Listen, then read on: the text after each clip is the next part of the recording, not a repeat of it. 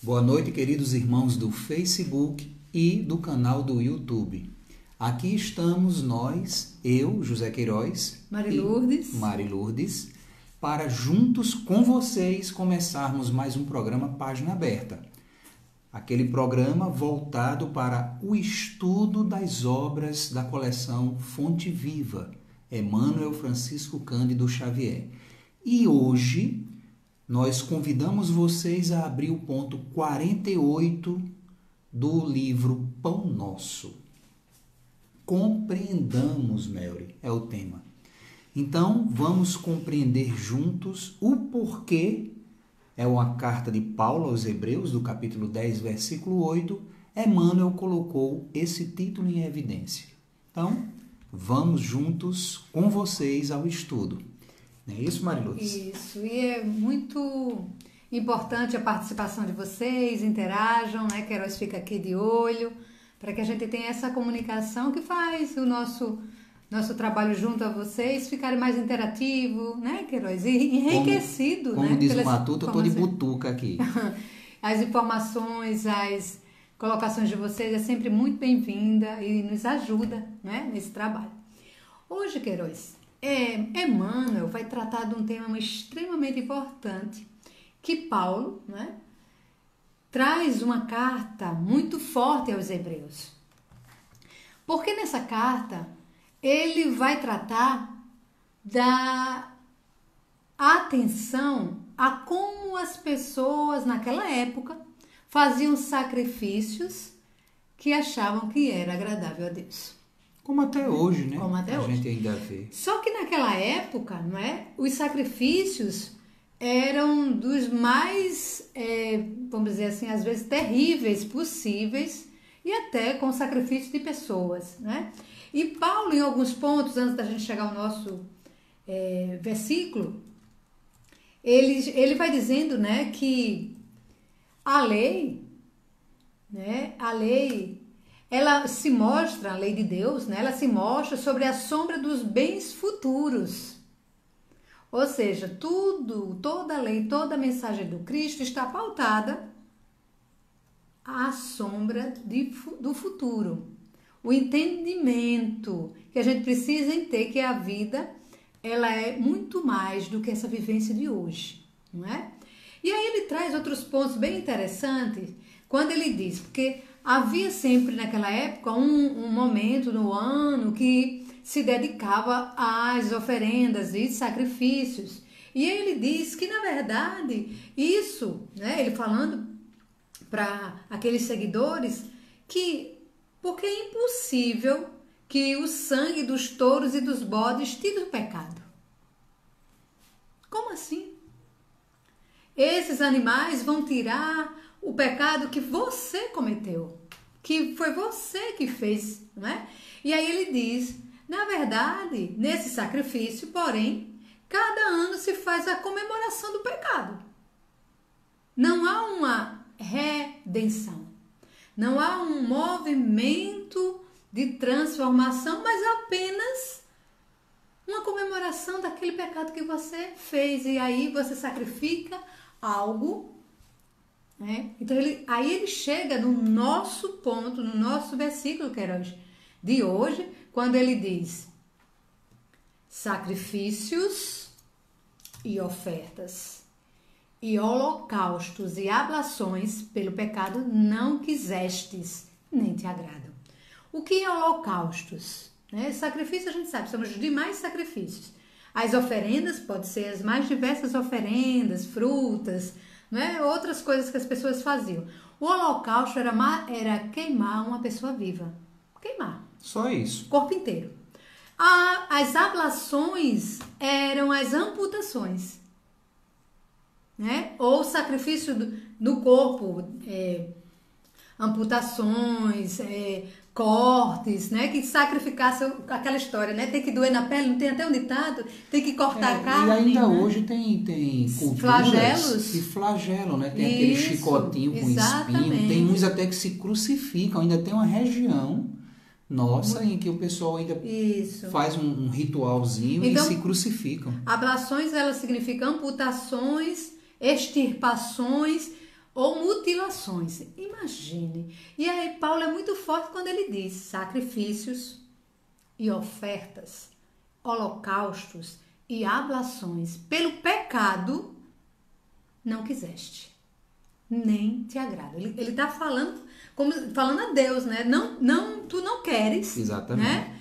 E nem te agrada. Então vamos ver, né, Queiroz, agora com essa introdução de Paulo aos Hebreus, que nos faz refletir como muitas vezes até de forma diferente, não trazendo essas oferendas, mas nós ainda praticamos achando que vamos ou fazer um acordo com Deus e nos livrar dos pecados da forma mais simples.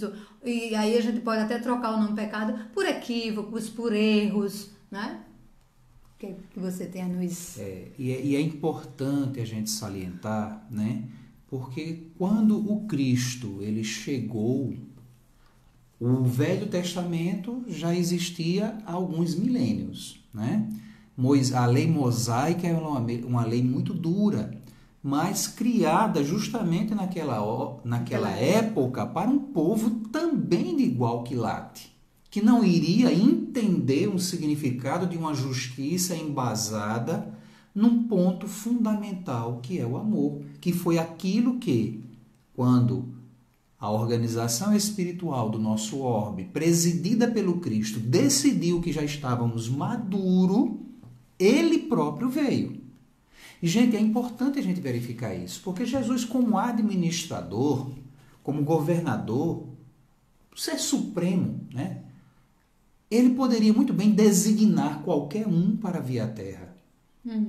Porque não é até hoje, se viesse, ou qualquer um que venha de parte da espiritualidade para trazer uma mensagem, não foi e nem é ainda uma missão fácil encarnar nesse ambiente em que vivemos, nessa atmosfera ainda muito densa por questões mais de teimosia nossa. Mas como o amor, ele tem que ser e não pode, sob hipótese alguma, errar. O amor não erra. Nós é que interpretamos sobre aspectos mínimos algo que dissemos ser recípios, né? Fundamentos do amor. Mas o amor mesmo, fundamentado no Criador, no nosso Pai, ele não erra, sob hipótese alguma. Aí a gente tem que raciocinar, porque a nossa fé, ela busca isso, porque só o Cristo realmente poderia ter vindo. Porque para a mensagem que ele trouxe, não poderia haver equívocos de qualidade nenhuma. E ele foi tentado, né? Ele foi flagelado, ele foi humilhado, deve ter passado por poucas e boas nesses 3 anos de sua pregação, né? Do seu evangelho, da sua boa nova.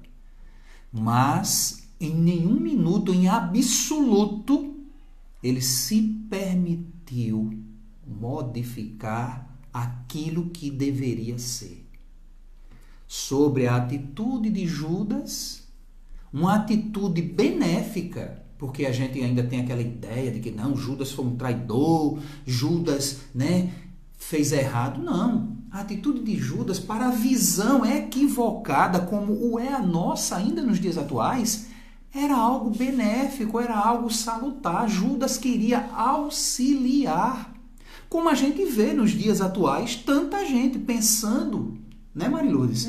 Em situações, em coisas, né, para modificar até leis e fundamentos disso, daquilo outro, comportamentos e aspectos de cultura, para não no propósito de fazer ruim, né, ou de praticar o mal, mas como se fosse uma solução que traria a tão almejada paz, a tão almejada segurança. Mas a mesma coisa que Judas fez lá atrás, só que O amor sabe o processo, o amor entende. Como diz a carta de Paulo, né? O amor até sofre, mas ele entende, ele vê, ele dá tempo ao tempo, ele espera. E assim o Cristo preferiu a cruz a mudar a trajetória que era e ainda o é e sempre será a mais coerente e correta, porque fundamentada no amor.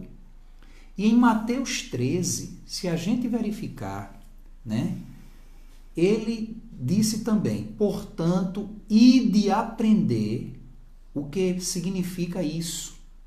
Misericórdia quero e não sacrifícios. Olha bem, Jesus, porque os flagelos, as questões que Emmanuel chama a atenção de outrora, são viciações de várias culturas, né? De momentos primitivos em que nós tínhamos a ideia equivocada de solucionar ou de agradar. Solucionar ou agradar.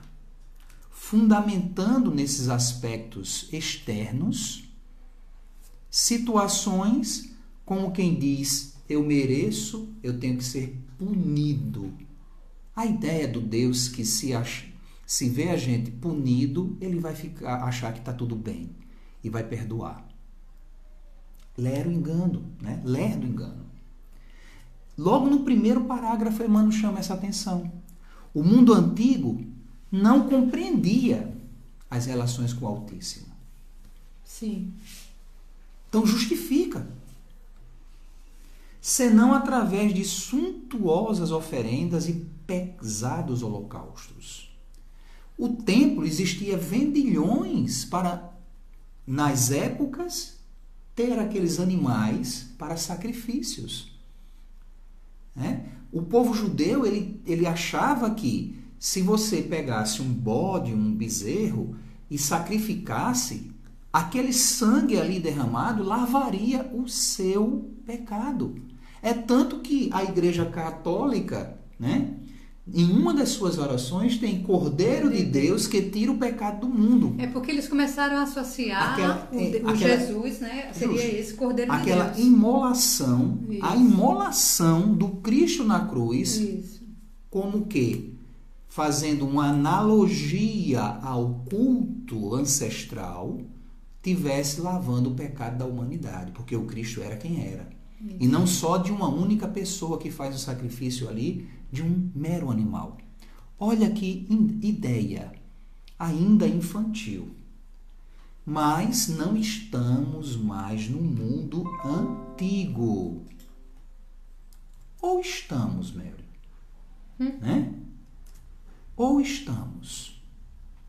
Eis a questão fundamental, meus irmãos, para que a gente possa, ter aquele momento conosco, de mim para mim, você com você, para fazer essa reflexão silenciosa nas escolhas, naquilo que nós estamos alavancando, né, para as questões de resolutividade dos problemas que enfrentamos e que são problemas gravíssimos e que, se a gente observar, tudo provocado justamente por equívocos. Não é? Exato. E ele vai no segundo ponto, Queiroz, dizendo o seguinte: certos povos primitivos atingiram a requintada extravagância religiosa, conduzindo sangue humano aos altares. Os maias, né, os astecas. Isso. E, né, as divindades, em vários sacrifícios, até jogando gente dentro de vulcão, cortando mesmo, né, para aplacar a ira dos deuses. Olha só, a ira, né? E isso foi se passando, né? Essa tradição antiga, ancestral, foi passando e atingiu aquele povo também, né? Acreditando nesse Deus único, mesmo assim. Porque a grande questão que você até falou agora, Queiroz, era a visão de Deus. Era uma visão onde esse Deus era um Deus carrasco, era um Deus punitivo, era um Deus que castigava. E era um Deus que tinha preferências. Então você tinha que agradar esse Deus para que você fosse bem visto aos olhos dele. Não é? E aí Jesus, em seu tempo, ele vem trazer um outro olhar para a divindade e para a relação da criatura com o Criador. Quando ele passa, e a gente já até falou aqui algumas vezes, quando o Cristo trata Deus com intimidade, né, chamando ele de Pai, ele aproxima esse Deus, não mais o Deus dos exércitos, mas um Deus Pai.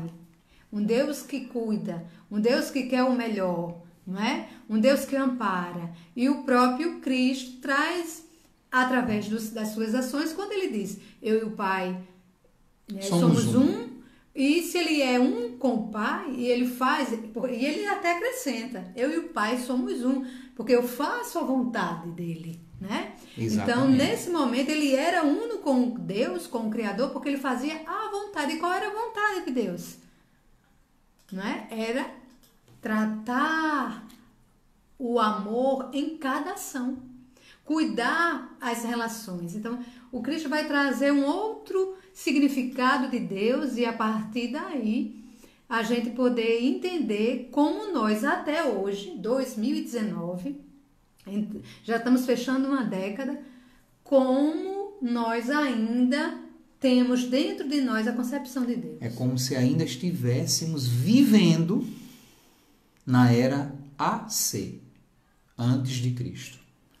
Quando nós já estamos há muitos milênios, né? Há 2 milênios e mais um tiquinho na era DC, depois de Cristo. Isso. Então, meus irmãos, essas coisas são muito graves. Porque a gente precisa, o comprometimento nosso com o processo evolutivo, ele é urgente. Uhum. E precisa ser resolvido, porque estamos já no limiar do raiar de um novo dia. E aí? Eu vou acordar por aqui? Eu ainda vou estar com essas ideias, essas contradições, esses pensamentos equivocados, tal qual os irmãos de outrora? Não é? E em seguida, Queiroz, Emmanuel vai trazer. Você quer ler aí? Falando, né, dessas escolhas equivocadas, ele diz, tais manifestações infelizes, olha bem, infelizes, vão se atenuando no cadinho dos séculos. É natural que o processo vá mudando, né? É natural que já não se faça aquelas coisas, né, de sacrifício, de morte. Isso. Mas elas não acabaram ainda, elas vão se atenuando. E aí ele continua. No entanto, ainda hoje se verificam lastimáveis pruridos. Pruridos? Ele usa umas palavras bem fortes, né? Prurido é aquele negocinho que sai da ferida infeccionada, né? O pus. De excentricidade. Olha bem, nos votos dessa natureza. Excentricidades. Ou seja, a gente está vivendo como aquela história, né? O mundo, né? O mundo de Bob, que o povo diz. Não um mundo real, mas um mundo fantasioso, um mundo que não é para ser. E aí, o que é que vem? Tome sofrimento, tome dor, tome injustiça, tome, na palavra evangélica, pecados, erros, que vão trazer consequências e continuam trazendo sequências gravíssimas para todos nós. E aí ele vai dizendo aqui, Queiroz, olha só, né? Primeiro ele vai trazendo essa questão, né, de que isso vai sendo melhorado com os séculos, no plural, né? Em seguida ele diz, o cristianismo operou completa renovação no entendimento das verdades divinas. Contudo, ainda em suas fileiras, do cristianismo, né, costumam surgir absurdas promessas que apenas favorecem a intromissão da ignorância e do vício. E aí eu lendo isso aqui, eu me lembrei de uma amiga que a mãe dela fez uma boa intenção, né? Com uma boa intenção. Ela estava doente e a mãe fez uma promessa para um santo que se ela ficasse boa, ela ia passar não sei quantos anos só vestindo marrom. E ela ficou boa. Só que a mãe não disse para ela essa promessa. Ela ficou boa. Aí disse, olha, minha filha, você agora tá boa, graças a... Aí disse o nome do santo. Então, a partir de hoje, você só vai vestir marrom. Ah, engraçado, né? Não era pra mãe usar, não, né? Aí ela disse, era pra ela, né? Quem foi que fez a promessa? Disse, minha filha, fui eu. Depois a senhora que vai vestir. Porque como é que a senhora faz uma promessa pra eu pagar? Pois é, né? Bonito mas isso. Minha filha, mas foi você que ficou boa. Então, a cura... A cura. Mas aí a gente vê, né, claro. A boa existe intenção, uma boa intenção. A ingenuidade. Mas não né? é isso que a gente está dizendo. Eu me reporto novamente ao caso de Judas. Foi uma boa intenção. Não foi uma tentativa de fazer um mal. Pelo contrário, foi de trazer um bem. Só que de forma equivocada. Né? Porque esse sacrifício, essa oferenda, né? Então você só ter uma privação ali de vestir uma roupa de uma cor, ou pessoas que deixam o cabelo crescer por tantos anos, né? Representa um sacrifício e remonta a isso que a gente vem falando bem lá atrás, né? Que a gente traz. Até porque ou é algo externo, ou pode ser comigo mesmo, né? No caso, vestir só uma roupa tal, ou deixar o cabelo crescer, né? Ou determinadas coisas. Porque a gente coloca, Queiroz, no exercício externo, como se isso fosse melhorar o interno nosso. Na verdade, a gente utiliza uma compensação a Deus. Você me deu isso, então eu te dou isso. Não é? A gente vai nessa compensação do dar e receber fielmente. Não é? E quando ele diz aqui, né, que a grande questão é a gente entender essa nossa relação com Deus. E no ponto seguinte, Queiroz, tem alguma interação aí? Ele afirma... Isso. Vamos lá. Que a mais elevada, né? Concepção de Deus. Vou ler. A mais elevada... Que podemos abrigar no santuário do Espírito. Sim. É aquela que Jesus nos apresentou. Ele foi quem trouxe a mensagem de renovação, de transformação, para que entendêssemos de fato a espiritualidade. Porque dantes, de uma forma grossa, né, tosca, entendíamos a justiça, mas uma justiça embasada em conceitos puramente egóicos, de posse. Primeiro eu, segundo eu, terceiro eu e você, se sobrar. Né? Mas Jesus não. Jesus veio trazer o tempero da justiça. Sim. Porque o tempero da justiça é a misericórdia. É o que dá gosto à justiça, é o que permeia de verdade a justiça.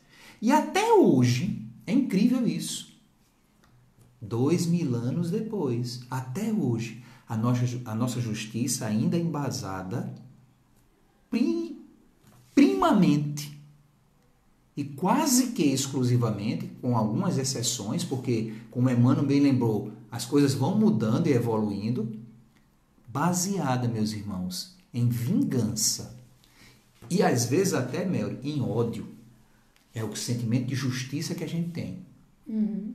Isso é uma reflexão interessante para a gente. Quando eu penso em fazer um processo, o que é que eu estou em mente? Punir? Tirar proveito? Ou trazer uma educação, trazer um entendimento, uma maturação para o outro que errou? Observemos as nossas intenções, que isso faz diferença. Viu? Então, Jesus nos apresentou e nulo revelando Pai amoroso e justo. Um Pai amoroso e justo. à espera dos nossos testemunhos. Olha lá.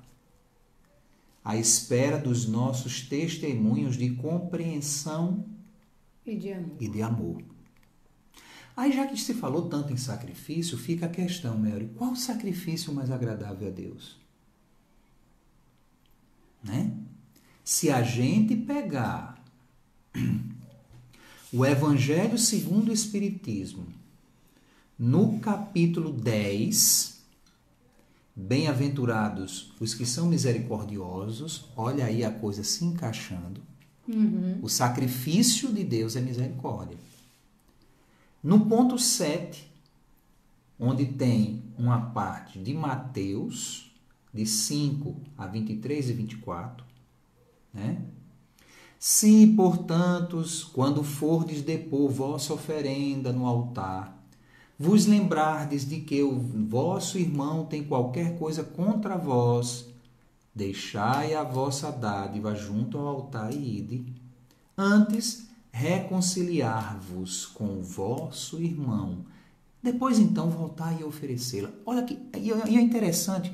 Algumas sutilezas nos escapam, mas nesses momentos parece que a mente da gente fica viva, né? Quando a gente está aqui com a sintonia com vocês, com a espiritualidade. Olha que interessante. Se a gente se lembrar que o nosso irmão tem qualquer coisa contra a gente, não é eu. Não, eu tenho um negócio contra você, Mary. Não, eita, eu me lembrei agora. Mary está magoada comigo. Né? Então, olha a questão. Eu posso até estar com um sentimento de justiça implantado no ser.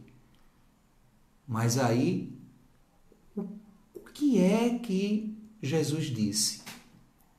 Ele não disse, espere que a outra venha, não. Volte você. É ela que está magoada? É você que tem que voltar. É você que tem que remediar a situação.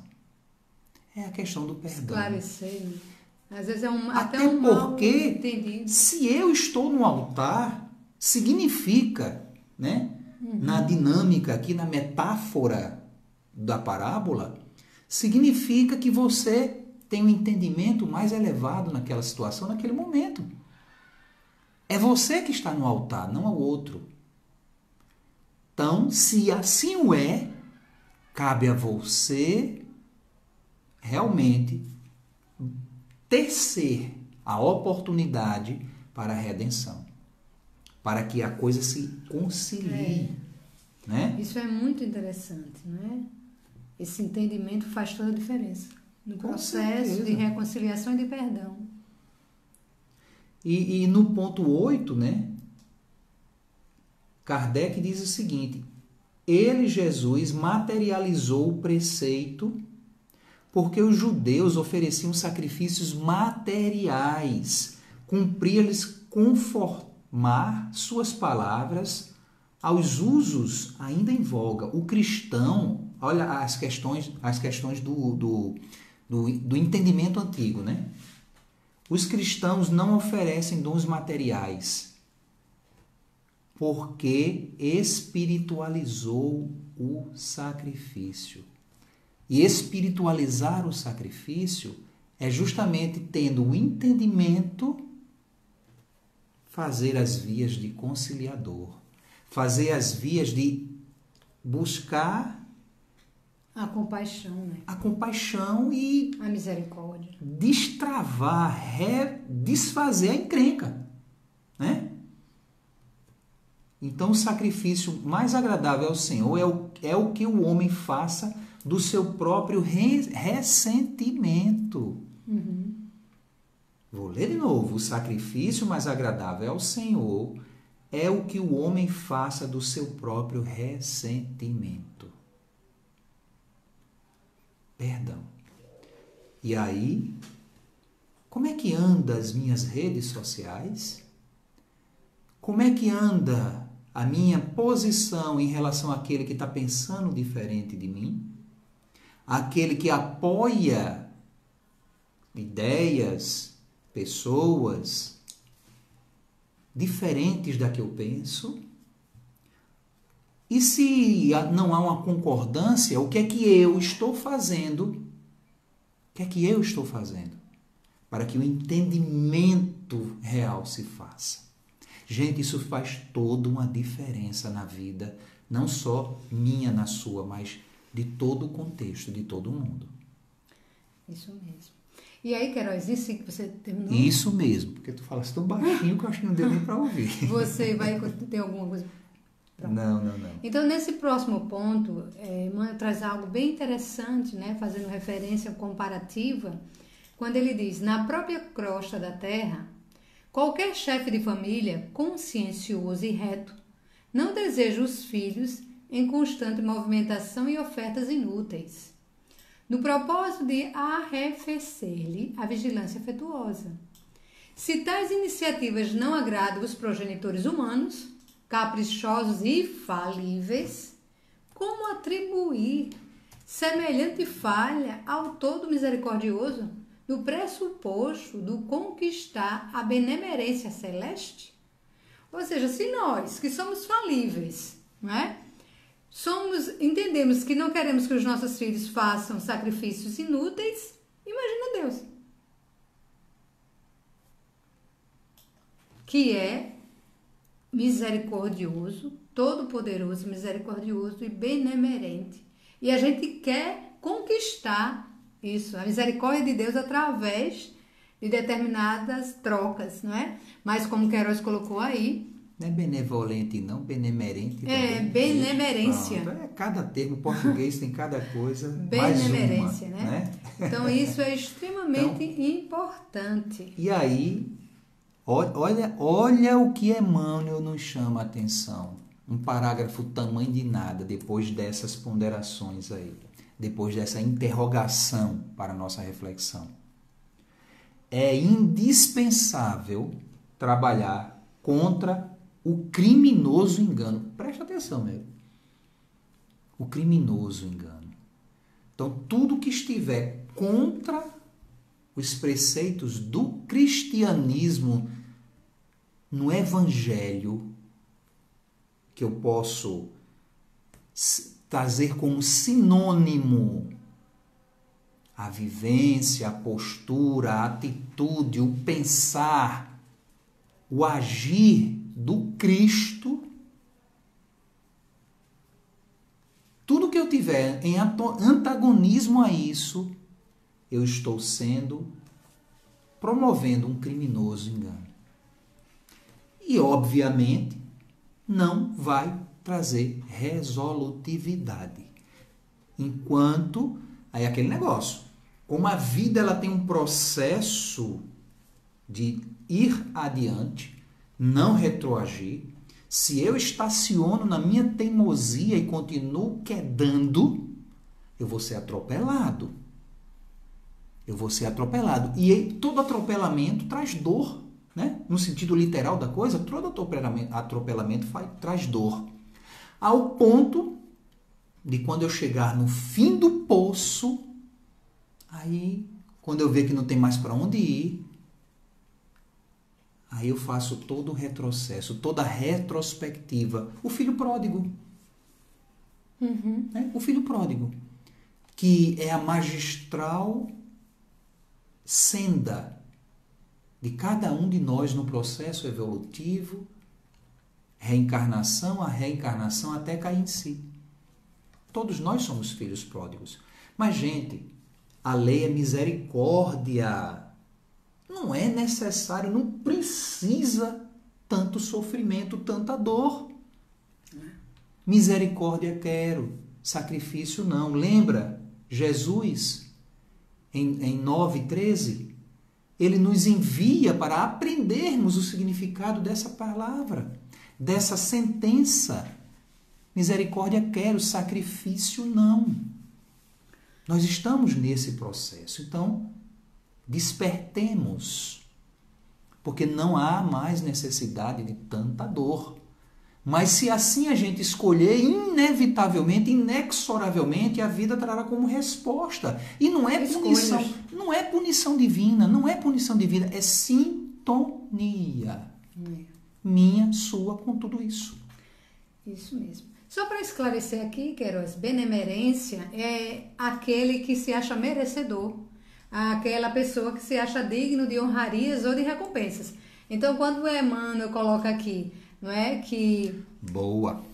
todo misericórdia que Deus, né, acha, se tais iniciativas humanas não agradam os progenitores humanos, caprichosos e infalíveis, como atribuir semelhante falha ao Todo-Poderoso no pressuposto, ou seja, a gente pressupondo que a gente ia receber, né, ter a conquista da benemerência, ou seja, que a gente seria merecedores de graças, merecedores de recompensas. Então, benemerência, que significa isso. A gente acha que é merecedor de recompensa, por isso que a gente faz essa promessa. Alusão. Né? E Emmanuel conclui de uma forma muito resolutiva e assertiva, como sempre, né? A felicidade real, e quem não quer felicidade, somente é possível no lar cristão do mundo. E aí a gente tem que parar para pensar, depois de tudo isso que a gente ouviu, qual o significado do lar cristão. Porque é só aí, entendendo esse significado, por isso que ele bota o título Compreendamos. Então a gente tem que indagar, meu lar é um lar cristão? Não é? Então somente é possível no lar cristão do mundo, então aqui. Não é o perfeito. Né? Não é o perfeito ainda. Quando no Evangelho segundo o Espiritismo diz que a felicidade não é desse mundo, mas ela não quer dizer que ela é impossível de ter, que eu não possa sentir uma nesguinha dela. Óbvio, né? Eu ainda vou demorar muito a ser um espírito puro, no quilate, ou próximo ao Cristo. Mas enquanto isso eu tenho direito, a misericórdia de Deus me faculta e quer que eu seja feliz, que minha família seja feliz, que todos os filhos sejam felizes. Então, a felicidade real somente é possível no lar cristão do mundo, quando os seus componentes cumprem as obrigações que lhes competem. A gente tem obrigação, gente. Olha, que Emmanuel está dizendo. Não é só né, merecimento. E muitas vezes direitos, até sem ter o direito. O merecimento encaixa bem, porque a gente muitas vezes quer ter esse merecimento sem ter nem direito. Por quê? Não cumprimos as nossas obrigações, os nossos deveres. E, gente, são todos baseados em misericórdia, tá? É bom lembrar. Tudo possível, tudo absoluto, por mais que a gente ache, complique ou torne difícil. Mas a misericórdia de Deus, ela sempre está banhando as nossas vidas como um todo, em qualquer circunstância. Então, vale a pena ir adiante, prosseguir, porque a gente está aqui para vencer, tá? Estamos aqui para vencer. Cumpre as obrigações que lhe compete, ainda mesmo ao preço de heróicas decisões. Porque muitas vezes a decisão certa, ela não agrada. Né? A gente é desdenhado, muitas vezes a gente tem que fazer um sacrifício, abrir mão de uma vantagem, porque essa vantagem não é lícita, não é honesta. E às vezes só sair da zona de conforto, Queiroz. Pronto, perfeito. Nem precisa. Basta sair da zona de conforto que já está encaixando aqui. E a gente precisa aprender a sair da zona de conforto. Né? Com o nosso Pai Celestial, o programa não é diferente, porque o Senhor Supremo não nos pede sacrifícios e lágrimas. Linda lição. Isso. E acreditem, tenham fé. É verdadeiro essa sentença de Emmanuel. O Senhor Supremo não nos pede sacrifícios e lágrimas, e sim ânimo. Tem até uma expressão, foi Jesus mesmo, né? Tenha bom ânimo, né? Tem bom ânimo, eu venci o mundo, vocês também poderão vencer. Ânimo sereno para aceitar-lhe a vontade sublime, colocando-a em prática. Pronto. Eu acho que não tem nem mais o que falar depois disso. A não ser, né, aquele poema, né, Mary? Temos poema hoje? Sim. Então, meus irmãos, é isso. Compreendamos, tá? É o que nos concita hoje na mensagem de Emmanuel. Compreendamos. Então, Marilurde vai trazer um poema para que a gente daí dê por encerrado o nosso encontro da noite. E hoje nossa querida Maria Dolores traz Vencer. É o título. Tudo a ver. Compreender, no sentido do contexto evangélico que Jesus trouxe, de fato, é vencer. Em muitas ocasiões, sofres ante os próprios gritos, abafados nos conflitos, das tentações a transpor. É o fel do orgulho ferido, a rebeldia, a tristeza, as lutas da natureza agindo em nome do amor. Queres seguir nos princípios que a lei divina te aponta, mas as sombras são sem conta que o desânimo produz.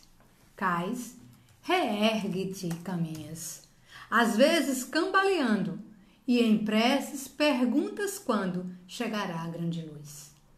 Entretanto, alma querida, Deus nos conhece os problemas. Cala-te, serve e não temas. Treva, amargura ou pesar. O erro é sinal de escola. A dor é lição contigo. E Jesus segue contigo. Não pares de trabalhar. Que esse chamamento, né, Queiroz?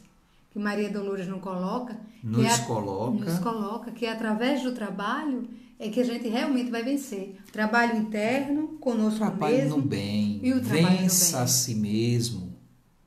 Nós temos que buscar esse cometimento, esse comprometimento divino de nos vencer a si mesmo. Se o inferno existe, ele não está no mundo, mas sim dentro de nós. É isso aí, Vitor. Então, que a paz esteja com todos. Lembremos-nos, quarta-feira que vem, 20 horas, aqui estaremos para mais um Página Aberta. Então, obrigado pela companhia. Isso mesmo. Até semana que vem. Um beijo no coração. Até lá.